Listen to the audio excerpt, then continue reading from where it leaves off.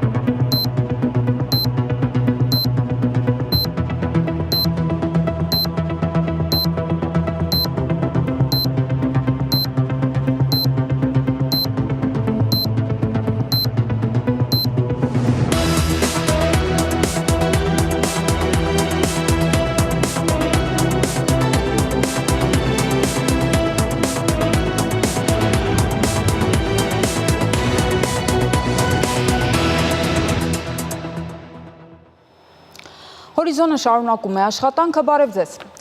Աբու Դաբիում Հայաստանի նախագահը ընդունել է Արաբական Միացյալ Էմիրությունների էներգետիկայի և ենթակառուցվածքների նախարարին և Etihad Rail ընկերության գործադիր տնօրենին։ Հանդիպման ընթացքում կողմերը քննարկել են փոխադարձ հետաքրքրություն ներկայացնող ոլորտներում ներդրումային տարբեր ծրագրեր իրականացնելու հեռանկարները։ Հատկապես շեշտվել է ենթակառուցվածքների, էներգետիկայի, բարձր տեխնոլոգիաների և այլ առաջնային ոլորտներում առկա համագործակցային ներուժի կյանքի կոչման կարևորությունը։ Զրուցակիցները համաձայնություն են ձեռք բերել համատեղ ջանքեր գործադրել ներդրումային միջավայրի բարելավման ուղղությամբ, նշելով, որ այդ գործընթացը կարևոր է երկու պետությունների տնտեսական զարգացման համար։ Զրույցի ընթացքում մտքեր են փոխանակվել նաև Հայաստանի կառավարության խաղաղության խաչմերուկ նախագծի իրագործման վերաբերյալ։ Փոխվարչապետ Տիգրան Խաչատրյանը ընդունել է Արժույթի միջազգային հիմնադրամի հայաստանյան առաքելության ղեկավար Իվա Պետրովային, ով ավարտում է գործունեությունը առաքելության ղեկավարի պաշտոնում։ Հանդիպմանը ներկա է եղել նաև Ալեքսանդր Թիմանը, ով առաջիկայում ստանձնելու է հիմնադրամի հայաստանյան առաքելության ղեկավարի պաշտոնը։ Հանդիպման ընթացքում զրուցակիցները քննարկել են Հայաստանի մակրոտնտեսական քաղաքականությանը և տնտեսական վերջին զարգացումներին վերաբերող հարցերի լայն շրջանակ։ Փոխվարչապետ Մեհեր Գրիգորյանը ընդունել է Ռուսաստանի նախագահի միջազգային մշակութային համագործակցության հարցերով հատուկ ներկայացուցիչ Միխայիլ Շպիտկոին։ Հանդիպման ընթացքում զրուցակիցները քննարկել են կրթության, գիտության, մշակույթի ոլորտներում Հայաստանի և Ռուսաստանի միջև համագործակցության առկա և հեռանկարային ծրագրերը։ Անդրադարձ է կատարվել նաև երկու երկրների միջև զբոսաշրջային հոսքերի խթանմանն ուղղված միջոցառումներին։ Կողմերը հաստատել են իրենց փոխադարձ շահագրգռվածությունը գործընկերության հետագա խորացման հարցում և համատեղ նոր նախաձեռնություններ իրականացնելու պատրաստակամություն են հայտնել։ Ազգային ժողովի նախագահ Ալեն Սիմոնյանը ընդունել է Հայաստանում Կիպրոսի դեսպան Միքայել Մավրոսին։ Հանդիպման առանցքում է եղել Հայաստանի և Կիպրոսի միջև ինչպես երկկողմ մակարդակում, այնպես էլ միջազգային հարթակներում համագործակցությանը վերաբերող տարբեր հարցեր։ Զրուցակիցները քննարկել են նաև Հայաստան-Եվրամիություն հարաբերություններին, միջխորհրդարանական համագործակցությանը, նաև տարածաշրջանային զարգացումներին վերաբերող երկկողմ հետաքրքրության մի շարք հարցեր նշված է հաղորդագրության մեջ։ Ազգային ժողովի պատվիրակությունը մասնակցում է Ստրասբուրգում ընթացող Եվրոպայի խորհրդի խորհրդարանական վեհաժողովի տարեկան նստաշրջանի երկրորդ մասի աշխատանքներին։ Նստաշրջանի ընթացքում ելույթ է ունեցել պատվիրակության անդամ Սոնա Ղազարյանը։ Mrs. Sona Ghazaryan from Armenia. Thank you, Madam President. Տիկին նախագահ, հարգարժան գործընկերներ, արտաքին միջամտությունն այլևս բացառիկ երևույթ չէ։ Այն վերածվում է մշտական ճնշման, անաղմուկ, ռազմավարական և հաճախ անտեսանելի։ Այն չի դրսևորվում բացահայտ ագրեսիայի ձևով։ Արտաքին միջամտությունը մեկ հարված չէ, այլ ռազմավարություն, ապա տեղեկատվական արշավներ, որոնք կասկածներ են սերմանում մեր ընտրություններում, կիբերհարձակումներ, որոնք խարխլում են վստահությունը մեր հաստատությունների նկատմամբ, Ֆինանսական խողովակներ, որոնք թափանցում են քաղաքական դաշտ եւ նպատակային փորձեր, ներսից բևեռացնելու եւ ապակայունացնելու բաց հասարակությունները։ Վերջերս գնալով ավելանում է մտահոգությունն այն մասին, թե ինչպես են TikTok-ը եւ նման հարթակներն ու սոցիալական մեդիայի այլ ձևերը ազդում ընտրությունների արդյունքների վրա։ Հայաստանում եւս մենք բախվում ենք նմանատիպ մարտահրավերների։ Varieties of Democracy նախաձեռնությունը արձանագրել է, որ արտաքին միջամտությունն առկա է նաև Հայաստանում, լրատվամիջոցների միջոցով, որոնք ֆինանսավորվում են երրորդ կողմից։ Որպես օրենսդիր ես արձագանքում եմ երկու առանցքային ուղղությամբ՝ օրենսդրական նախաձեռնություններ, ֆինանսավորման թափանցիկությունը ապահովելու համար եւ մեդիա գրագիտության զարգացման ներդրումներ դեռ վաղ տարիքից։ Բայց կա ելք, եւ այն սկսվում է հստակ պատկերացումից, թե ինչի առաջ ենք կանգնած եւ ինչ լուծումներ են անհրաժեշտ։ Անհրաժեշտ է վերանայել անվտանգության մեր ընկալումը։ Այն պետք է լինի ոչ միայն ազգային, այլև ժողովրդավարական, ոչ միայն ռազմական, այլև թվային, տեղեկատվական եւ քաղաքացիական։ Մենք պետք է ներդրումներ կատարենք ոչ միայն պաշտպանական համակարգերում, այլև հանրային դիմադրողականության մեջ։ Պետք է ամրապնդենք մեր հասարակությունների դիմակայունությունը կրթության, մեդիա գրագիտության եւ թափանցիկության միջոցով։ Եվ ամենակարևորը, պետք է միասին աշխատենք։ Thank you. Ազգային ժողովի եվրոպական ինտեգրման հարցերի մշտական հանձնաժողովի նախագահ Արման Եղոյանը ընդունել է Կոնրադ Ադենաուեր հիմնադրամի Եվրոպայի եւ Հյուսիսային Ամերիկայի գրասենյակի ղեկավար Լարս Հենզելին։ Նա անդրադարձել է Հայաստանի եւ Ադրբեջանի միջև խաղաղության պայմանագրի շուրջ ընթացող բանակցություններին, նաեւ Հայաստան-Թուրքիա հարաբերությունների կարգավորման գործընթացին։ Արման Եղոյանը բարձր է գնահատել տարածաշրջանում երկարատև խաղաղության եւ կայունության հաստատման հարցում Եվրամիության եւ հատկապես Գերմանիայի դերակատարությունը։ Աշխատանքային այցով Սլովենիայում գտնվող Հայաստանի արտաքին գործերի նախարարության գլխավոր քարտուղար Դավիթ Կարապետյանը հանդիպում է ունեցել ԼԵԴ-ի ռազմավարական համաժողովի վարչության պետ Պետեր Գրկի հետ։ Հանդիպման ընթացքում զրուցակիցները անդրադարձ են կատարել տարածաշրջանային եւ աշխարհաքաղաքական վերջին զարգացումներին։ Կողմերը քննարկել են երկուստեք հետաքրքրություն ներկայացնող մի շարք հարցեր, կիսվել են համաժողովների կազմակերպման փորձով, նաեւ քննարկել Երևանյան երկխոսության եւ ԼԵԴ-ի ռազմավարական համաժողովի միջև համագործակցության հեռանկարներ։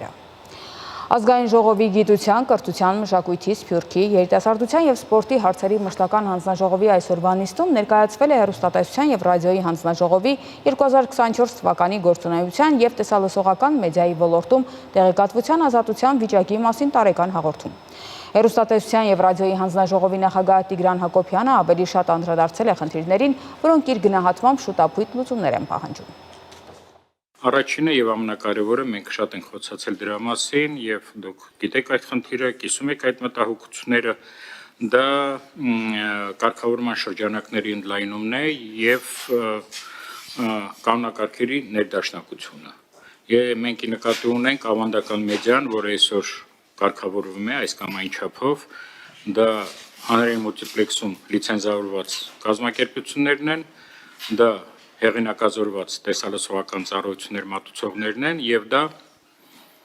ցանցային օպերատորներն են։ Թվով մոտ 130 իրավաբանական անձ եւ որոնք այսօր արդեն նրանք չեն կազմում տեսալսողական մեդիայի մեծամասնությունը։ Եվ բոլոր չափումների համաձայն եւ աշխարհում եւ Հայաստանում հասարակությունը, բնակչությունը, քաղաքացիները տեղեկատվության մեծ մասը ստանում են համացանցի միջոցով։ Համացանցում գործում են տասնյակ, այսպես կոչված TV-like հեռարձակողներ, հեռուստանման, որոնք կարգավորումից դուրս են եւ այն վտանգները, որը մենք այսօր ունենք, սպառնալիքները կապված եւ տեղեկատվական անվտանգության հետ, եւ լեզվական, եւ երեխաների վրա ազդեցության մտավոր եւ հոգեկան առողջության, եւ ապատեղեկատվության, եւ ճշտամանքի խոսքի դուք շատ լավ գիտեք, առաջին հերթին գեներացումը համացանցում։ Ամբողջ աշխարհում այս խնդիրը արդեն սկսել է լուծվել, մեր մոտ նույնպես դա պետք է անել։ Մենք մոտորապես հաշվարկեցինք ինչքան այդպիսի հարթակներ ունենք համացանցում, ըստ աշխարհում կամ Եվրոպայում ընդունված չափորոշիչների, դա խմբագրական քաղաքականությունն է, դա օրեկան ինչ որ քանակի հաղորդումներն են, օրինակ 6 ժամից ոչ պակաս, դա հաղորդացանքն է, դա հետևորդների թիվն է սոցիալական ցանցերում, Facebook-ում, YouTube-ում, եւ մենք ստացել ենք Հայաստանում մոտ 40 այդպիսի հեռուստանման հարթակներ, որոնք մեր կարծիքով պետք է պարտադիր կանոնակարգվեն։ Երկրորդը դա ատելության խոսքի եւ ապատեղեկատվության դեմ պայքարն է, հստակ չափանիշների շնորհիվ, որի մասին եւս մի քանի անգամ խոսացել ենք։ Ցավոք մենք այսօր չունենք նույնիսկ ատելության խոսքի սահմանումը Եվ այդ պատճառով մենք մի քանի անգամ դատարաններում պարտվել ենք մեր իսկ հարուցած գործերը, վճռները ըստ ՍԵՊԱ-ի պահանջների մենք արդեն պետք է ունենայինք այս տարվա սկիզբ ատելության խոսքի սահմանումը, բայց ցավոք մենք դա դեռ չենք ստացել, դա հանձնաժողովի իրավասություններից դուրս է, երբ որ մենք կստանանք այդ սահմանումը եւ դուք մենք կարող ենք դա իմպլեմենտացնել արդեն մեր օրենսդրության մեջ եւ հստակեցնել եւ կարողանալ ավելի էֆեկտիվ պայքարել ապատեղեցության եւ ատելության խոսքի դեմ։ Ուզում եմ հասկանալ ումից ենք սպասում եւ ինչի ենք սպասում եւ ինչքան պիտի սպասենք եւ նաեւ ոնց որ թե այսինքն ինքը ընդունված կա, ասեցիք ՍԵՊԱ-ով կա ոնց որ թե ամենայն դեպս միջազգային փորձ եվրոպական փորձ նման կա, այսինքն նման սահմանում գոյություն ունի աշխարհում։ Ճիշտ եք ասում եւ այդ բանի մեջ, schedule-ի մեջ դրածա որ արտադատության նախարարությունը վերջնաժամկետը 2025 թվականի առաջի երամսյակն է։ Գրած է սաղ նայել ենք, այսինքն մենք հույս ունենք, որ այսքանի օրը կստանանք երևի այդ սահմանումը եւ կփորձենք դա կիրառել մեր գործունեության մեջ կամ արդեն իմպլեմենտացվի բանի մեջ, օրենսդրության մեջ երևի։ Այսինքն 25 թվականի առաջի երամսյակ, բայց ես կարծում եմ ամեն ինչ պետք չի սпасել, որ եվրոպացիների բանով լինել, մենք էլ կարենք վաղուց այդ խնդիրը կա լուծեինք։ Եթե չի ստացվում ատելության խոսքի հետ կապված խնդիրները հասցեագրել հեռուստատեսություններում։ Հիմա ինչ տարբերություն, որ եւս 40 մեդիա տանք ու վերահսկի այս հանձնաժողովը ու չկարողանա եւս 40-ի խնդիրը հասցեագրել։ Ավելի մեծ տարբերություն կա հանրային մուլտիպլեքսում գործող հեռուստաընկերությունների բովանդակությամբ, որոնք վերահսկվում են եւ ոչ։ Կոշտ քննադատությունը մենք չենք բանանում, նույնացնում ատելության խոսքի հետ։ Ատելության խոսք հանրային մուլտիպլեքսում գրեթե չի հնչում։ Շատ կոշտ քննադատություն ատելության խոսքը հնչում է մենակ այն հարթակներում, որոնք չեն վերահսկվում։ Եթե նրանք սկսեն վերահսկվել եւ պարտադիր չի հանձնաժողովի կողմից։ Մենք խոսում ենք վերահսկողության ինստիտուտի մասին, ապա նրանք ստիպված կլինեն այդ կանոնները պահպանել քիչ թե շատ։ Ավարտվեց հորիզոնի այս թողարկումը, կարճատև դադար, որից հետո մենք կվերադառնանք այլ տեղեկատվությամբ։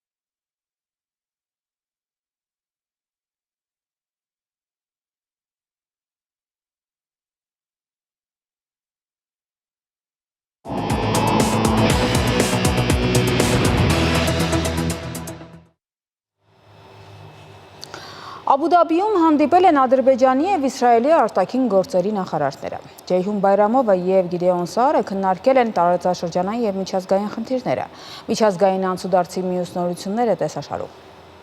Վաշինգտոնն ու Թեհրանն ուղիղ խորհրդակցություններ են անցկացնում։ Այս մասին հայտարարել է Միացյալ Նահանգների նախագահ Դոնալդ Թրամփը, նշելով, որ կգերադասեր Իրանի միջուկային զարգացման հարցը լուծել բանակցությունների միջոցով։ Մենք ուղիղ բանակցություններ ենք վարում Իրանի հետ, դրանք սկսվել են եւ կշարունակվեն շաբաթ օրը։ Մենք շատ կարեւոր հանդիպում կունենանք, տեսնենք թե ինչ կլինի։ Կարծում եմ բոլորը համաձայն են, որ գործարքի հասնելը նախընտրելի է, քան ակնհայտը։ Չմանրամասնելով, թե ինչ նկատի ունի ակնհայտ ասելով, Թրամփը նշել է, որ Իրանի շահերից է բխում, որ բանակցությունները հաջող ավարտվեն։ Ավելի ուշ Իրանի արտգործնախարարը հաստատել է բանակցությունների մասին լուրերը։ Իրանն ու Միացյալ Նահանգները կհանդիպեն շաբաթ Օմանում բարձր մակարդակի ոչ ուղիղ բանակցությունների համար։ Սա եւ հնարավորություն է եւ փորձություն։ Գնդակն ամերիկյան դաշտում է։ Լրատվամիջոցների տեղեկություններով բանակցություններին կմասնակցեն Իրանի արտաքին գործերի նախարար Աբբաս Արաղչին եւ Միացյալ Նահանգների նախագահի մերձավոր արևելքի հարցերով հատուկ բանագնաց Սթիվ Ուիթքոֆը։ Իսրայելը Միացյալ Նահանգներին դիտարկում է որպես միջնորդ, որը կարող է օգնել նրան խուսափել Սիրիայի հարցով Թուրքիայի հետ հակամարտությունից։ Այս մասին հայտարարել է հրեական պետության վարչապետ Բենյամին Նեթանյահուն ԱՄՆ նախագահ Դոնալդ Թրամփի հետ հանդիպման արդյունքներով։ Քննարկել ենք նաև իրավիճակը Սիրիայում։ Մենք բարիդրացիական հարաբերություններ ունենք Թուրքիայի հետ, որոնք վատ թարացան, եւ մենք չենք ուզում տեսնել, որ Սիրիան օգտագործվի որևէ մեկի, այդ թվում Թուրքիայի կողմից, որպես Իսրայելի վրա հարձակվելու հենակետ։ Թուրքիան Միացյալ Նահանգների հետ լավ հարաբերություններ ունեցող երկիր է։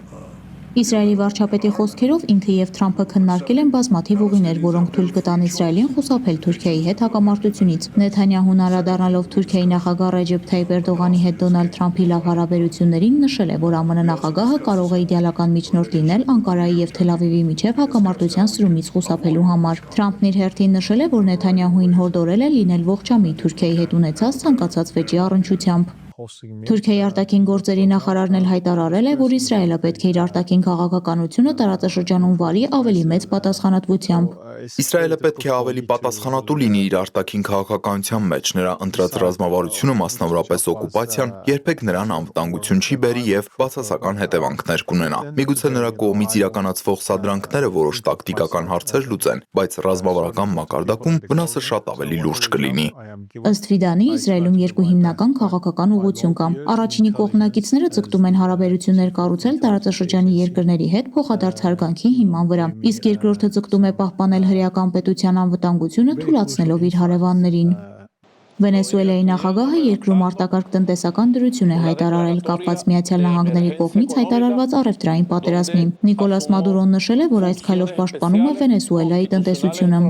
Ամերիկայի Միացյալ Նահանգների կառավարությունը խախտում է համաշխարհային տնտեսական կանոնները, ոչնչացնելով միջազգային առևտրատնտեսական իրավունքը եւ առևտրի համաշխարհային կազմակերպությունը։ Ֆինանսական շուկաների փլուզումը ազդել է ողջ աշխարհի եւ հատկապես Ամերիկայի ժողովրդի վրա։ Մադուրոն ասել է, որ Վենեսուելան ուշադրությամբ հետևում է առևտրային պատերազմի բացասական հետևանքներին։ Երկիրը բոլոր հնարավոր բացասական հետևանքներից պաշտպանելու եւ համաշխարհային տնտեսական պատերազմին արձագանքելու համար։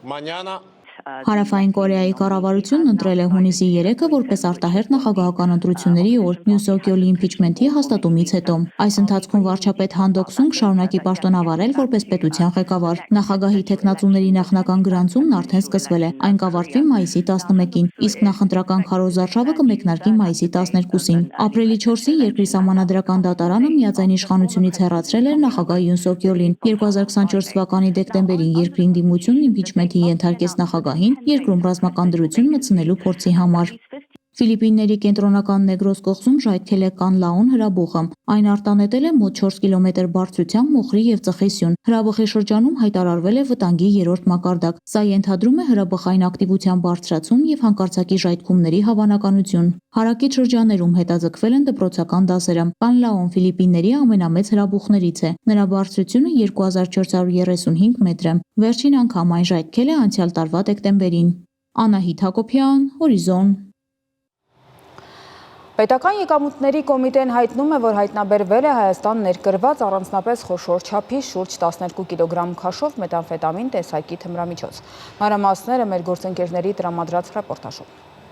Քաղաքացիներին թմրամիջոցների եւ հոգեմետ նյութերի վնասակար ազդեցությունից զերծ պահելու, ինչպես նաեւ դրանց ապօրինի շրջանառության եւ մաքսանեկության դեպքերը կանխելու ուղղությամբ Պետական եկամուտների կոմիտեն շարունակում է սկզբունքային պայքարը։ Օրերս ագարականցման կետում պետական սահմանից համակային անցման կետերում մաքսային սպասարկման եւ հսկողության վարչության աշխատակիցը ռենտգեն սարքավորման միջոցով մաքսային զննման է ենթարկել Իրանի Իսլամական Հանրապետությունից ժամանած քաղաքացի ՆԱ-ի կողմից չհագործվող բեռնատար ավտոմեքենան եւ կցորդը։ Արդյունքում կցորդին ամրացված ջրի տարայում նկատվել են կասկածելի զանգվածներ։ Պետ մաքսանեկության դեմ պայքարի վարչության օպերատիվ հետախուզության բաժնի եւ պետական սահմանից համակային անցման կետերում մաքսային սպասարկման եւ հսկողության վարչության աշխատակիցները համատեղ կցորդին ամրացված ջրի տարայից հայտնաբերել են փայլաթիթեղյա տարաների մեջ լցված եւ փաթեթավորված Ընդհանուր 11 կիլոգրամ 962 գրամ քաշով 15 փաթեթ, լցված մետամֆետամին տեսակի թմրամիջոցին նմանվող սպիտակ բյուրեղանման զանգվածներով։ Թմրամիջոցի մաքսանենգություն կատարած լինելու անմիջականորեն ծագած հիմնավոր կասկածի առկայության հիմքով Իրանի քաղաքացին ձերբակալվել է, ով ներկայացվել է քննչական կոմիտեի Սյունիքի մարզային քննչական վարչություն։ Դեպքի արդիվ քննչական կոմիտեի Սյունիքի մարզային քննչական վարչությունում հարուցված քրեական վարույթի շրջանակում ՆԱ-ն ձերբակալվել է եւ քրեական վարույթի նախաքննությունը փոխանցվել է քննչական կոմիտեի հատկապես կարևոր գործերի քննության գլխավոր վարչության, մարդկանց տրաֆիկինգի, անչափահասների սեռական անձեռնմխելիության դեմ ուղղված եւ թմրամիջոցների ապօրինի շրջանառության հանցագործությունների քննության վարչություն։ Բեկմաքսանենգության դեմ պայքարի վարչության, ԱԱԾ տնտեսական անվտանգության եւ կոռուպցիայի հակասման գլխավոր վարչության եւ քննչական կոմիտեի հատկապես կարևոր գործերի քննության գլխավոր վարչության, մարդկանց տրաֆիկինգի, անչափահասների սեռական անձեռնմխելիության դեմ ուղղված եւ թմրամիջոցների ապօրինի շրջանառության հանցագործությունների քննության վարչության աշխատակիցների կողմից ձեռնարկված համատեղ լայնածավալ քննչական եւ օպերատիվ հետախուզական միջոցառումների արդյունքում պարզվել է, որ նշված մետամֆետամին տեսակի թմրամիջոցը քաղաքացին Հայաստանի Հանրապետությունում պետք է փոխանցի Իրանից ժամանած Woman E-ին։ Օպերատիվ հետախուզական միջոցառումների շրջանակներում մետամֆետամին տեսակի թմրամիջոցները փոխարինվել են նմանատիպ այլ զանգվածներով եւ մշակվել հատուկ քիմիական նյութով։ Պարզվել է նաեւ Իրանի Իսլամական Հանրապետությունից ժամանող անձի ինքնությունը։ Հայաստանի Հանրապետություն ժամանելուց հետո քաղաքացի N-ի նկատմամբ սահմանվել է հսկողություն։ Վերջինս ժամանել է Զվարթնոց միջազգային օդանավակայան եւ ուղևորվել է ՆԱ-ի հետ հանդիպման։ Երևան քաղաքում տեղակայված հյուրանոցներից մեկում օպերատիվ աշխատակիցների հսկողության ներքո քաղաքացի N-ին են փոխանցվել մետամֆետամին տեսակի թմրամիջոցների փոխանցված զանգվածով փաթեթները։ Վերջինս ՊԵԿ եւ ԱԱԾ աշխատակիցների կողմից թմրամիջոցի մաքսանենգության եւ իրացնելու նպատակով ձեռք բերելու անմիջական ցակած հիմնավոր կասկածով ձերբակալվել եւ ներկայացվել է Հայաստանի Հանրապետության քննչական կոմիտե։ Քրեական վարույթի շրջանակում միջնորդությունները ներկայացվել դատարան Իրանի Իսլամական Հանրապետության քաղաքացիներ ՆԱ-ին եւ N-ին կալանավորելու վերաբերյալ, որոնք բավարարվել են։ Պետական եկամուտների կոմիտեի տեղեկատվության եւ հասարակայնության հետ կապերի բաժին։ Այսօր վաղ առավոտյան ողբերգական դեպք է տեղի ունեցել Երևանում։ Վթարի է ենթարկվել շտապօգնության մեքենան։ Բժիշկը մահացել է, բուժքույրը վիրահատվել է, առողջական վիճակը գնահատվում է ծանր։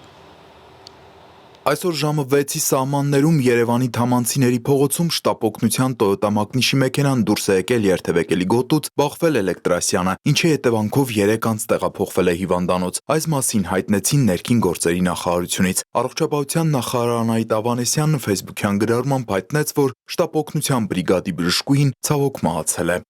Երևանում իրենց մասնագիտական պարտքը կատարելիս վթարի է ենթարկվել շտապօգնության բրիգադը։ Ցավոք բժիշկը մահացել է։ Իմ խորին ցավակցություններն եմ հայտնում բժշկուհի Ղազարյանի ընտանիքին, հարազատներին։ Երևանի քաղաքապետն էլ Facebook-յան գրառմամբ տեղեկացրեց, որ շտապօգնության ծառայության բրիգադը հայտնվել է ճանապարհատրանսպորտային պատահարի մեջ։ Իր գործին նվիրված մասնագետի կորուստը անդառնալի է, իմ խորին ցավակցությունն եմ հայտնում նրա ընտանիքին։ Բրիգադի մյուս անդամը բուժքույրը այժմ գտնվում է հիվանդանոցում, կյանքին սպառնացող վնասվածքներից հետո նա վիրահատվել է եւ բժիշկները նրա վիճակը գնահատում են ծանր։ Վարորդը նույնպես հիվանդանոցում է, ստացել է թեթև մարմնական վնասվածքներ։ Այս մասին առավոտյան դարձյալ տեղեկացանք առողջապահության նախարարի եւ Երևանի քաղաքապետի գրառումներից։ Երևանի քաղաքապետի մամուլի խոսնակ Հայկ Կոստանյանն էլ նշել էր, որ բժիշկը ամրակապված չի եղել։ Ցավով պետք է նշեմ, որ բժիշկը ամրագոտիով ամրակապված չի եղել, ինչի հետևանքով ստացել է ծանր վնասվածքներ, որոնք կյանքի հետ անհամատեղելի են եղել։ Կազմված փաստաթղթերն ուղարկվել են նախաքննական մարմին։ Շանթ հեռուստաընկերություն, Հորիզոն։ Շիրակի մարզի ջրամբարները էականորեն լցվել են զնհալից ու անձրևներից։ Թեև բարձրադիր գոտիներում դեռ ձյունը չի հալվել եւ գարնան կեսին ձյուն է սպասվում, բայց նախորդ տարվա համեմատ արդեն ավելի շատ ծավալի ջուր կա մարզի բոլոր ջրամբարներում։ Մանրամասները Գյումրիի Շանթի մեր գործընկերների պատրաստած ռեպորտաժում։ Ռոռոկման սեզոնին ընդառաջ Կառնուտի ջրամբարում մեկնարկել են Շիրակի մայր ջրանցքից բացթողնվող ջրի կուտակման աշխատանքները։ Հաշվի առնելով ջրի օրական ծավալները կանխատեսվում է մինչև մայիս Կառնուտի ջրամբարում կուտակել 17 միլիոն խորանարդ մետր ջուր։ Ձնհալից ու տեղումներից բացի Կառնուտի ջրամբարում ծավալն ավելանում է Արփի լճի ջրային պաշարների հաշվին։ Սա կոչվում է դոտացիոն կարգով ջրալորում Կառնուտի համար, որն էլ տեղ է հասնում Շիրակի մայր ջրանցքով։ Վարկյանում մինչև 3000 խորանարդ մետր ջուր է բաց թողնվում ջրամբար։ Այսպիսի ինտենսիվությամբ ջուր կուտակելու դեպքում նախնական հաշվարկներ կան, որ մինչև ոռոգման սեզոնը հայտարարեն բացված, ջրամբարում կուտակված ջուրը լիովին կբավարարի Ախուրյանի տարածաշրջանի ցածրադիր գոտիների ցանկատարածքների ոռոգման ջրի պահանջարկը։ Փորձը ցույց է տվել, որ Կառնուտի ջրամբարի տակ իշխող հողատարածքներին ու 16 միլիոնը բավարար է, պլյուս ընթացքում էլ ունենք նորից մուտքեր, որը բավարարում է ջրամբարի տակ գտնվող հողատարածքներին։ Նախորդ տարի Շիրակ ջրօգտագործողների ընկերությունը ջուր է տվել 4500-ից 5000 հեկտար ոռոգելի ցանկատարածքների։ Այս թվերի ու ծավալների մասին են խոսում գյուղացիական տնտեսությունների հետ կնքված պայմանագրերը։ Մինչև նոր գյուղատնտեսական տարվա մեկնարկը ընկերությունը սպասում է, որ պայմանագրերը կավելանան, որովհետև պետության բուսաբուծության աջակցության այս տարվա ծրագրով մարզում տարբեր տեսակի մշակաբույսերի վարուցանքի ծավալներն են աճելու։ Կառավարության կողմից հաստատվել է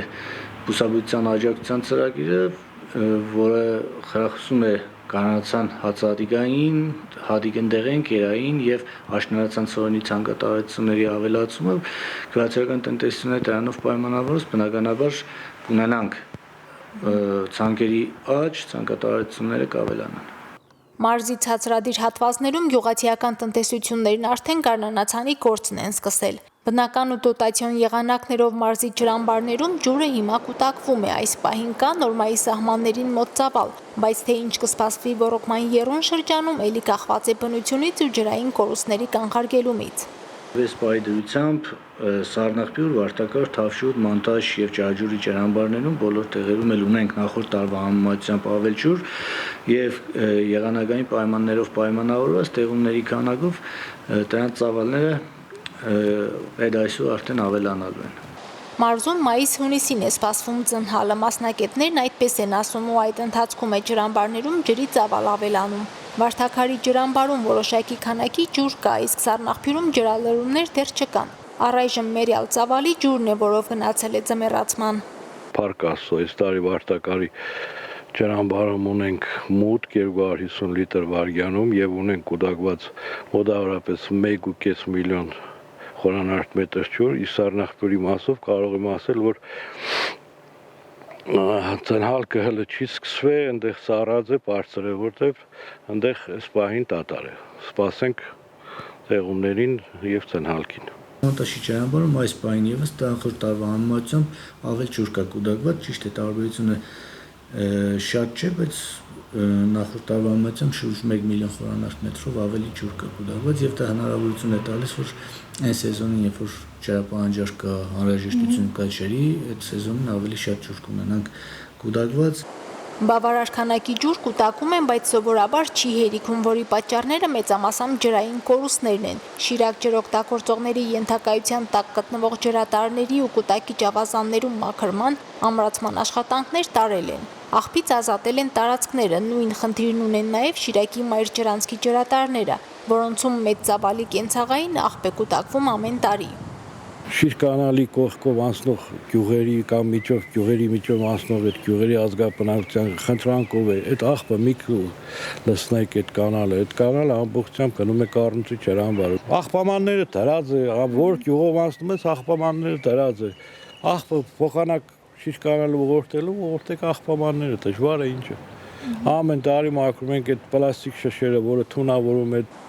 Ջրամբարներում տեխնիկական վիճակի ուսումնասիրություններ եւս ամեն տարի կատարվում են, դրանցում վերակառուցման, վերանորոգման լուրջ աշխատանքներ են անհրաժեշտ։ Պատվարի ամրացում է իրականացվում միայն Արփիի ջրամբարում, որով պայմանավորված ջրի մակարդակը նվազեցվել է։ Մինչև ոռոգման սեզոնը աշխատանքները կավարտվեն։ Մարինե Դիրբինյան, Արտյոմ Խաչատրյան, Հորիզոն։ Գազպրոմ Արմենիա ընկերությունը տեղեկացնում է, որ ապրիլի 10-ին գազամատակարարման պլանային դադարեցում է նախատեսվում Գյումրիի եւ Երևանի որոշ հասցեներում։ Գազպրոմ Արմենիա ընկերությունը տեղեկացնում է, որ պլանային աշխատանքներ իրականացնելու նպատակով ապրիլի 10-ին ժամը 9-ից մինչև ժամը 18-ը կդադարեցվի Շիրակի մարզի Գյումրի քաղաքի Խրիմյան Հայրիկ խճուղու, Շարատալյան փողոցի, Գարեգին Նժդեհ պողոտայի, հարակից տարածքների գազասպառողների եւ տարբեր նշանակության հանրային կազմակերպությունների, ժամը 10-ից մինչև ժամը 16-ը Երևան քաղաքի Նուբարաշեն վարչական շրջանի Նուբարաշեն 9-րդ փողոցի թիվ 1 բազմաբնակարան շենքի գազասպառողների գազամատակարարումը։ Ընկերությունը հայցում է գազասպառողների ներողամտությունը եւ խնդրում պահպանել անվտանգության պահանջները։ Գազամատակարարման դադարեցումների մասին տեղեկատվություն ստանալու համար բաժանորդագրվեք Գազպրոմ Արմենիա ընկերության Telegram ալիքին։ Այս ժամին այսքանը կհանդիպենք ժամը 22-ին։